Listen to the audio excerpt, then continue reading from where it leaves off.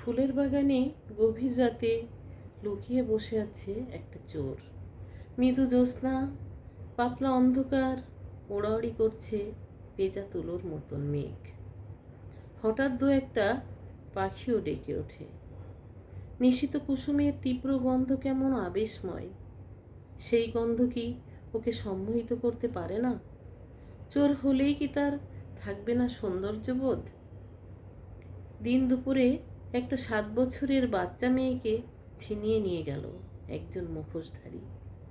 ওরা মুখোশ পরেছে, পড়ুক, কিন্তু অতটুকু বালিকার মুখের হাসি কি ওরা দেখেনি? গলা টিপে সেই হাসি মুছে দিতে গিয়ে ওদের বুক কাঁপবে না?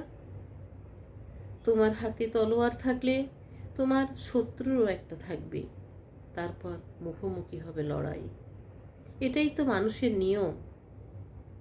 যারা পেছন দিক থেকে আঘাত হানে, নিরস্ত্রকে পুড়িয়ে মেরে অট্ট হাসিতে হাওয়া কাঁপায়, তারা কি মানুষ? জনসংখ্যা যত বাড়ছে ততই মানুষের সংখ্যা কমে যাচ্ছে।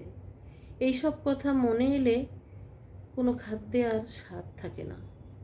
সব সুরই মনে হয় বেসুরো।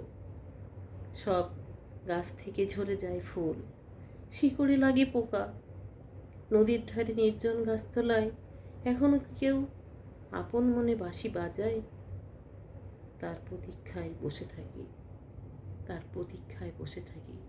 পাঠ করার চেষ্টা করছিলাম নদীর ধারে নির্জন গাছতলায়, লেখা সুনীল গঙ্গোপাধ্যায়।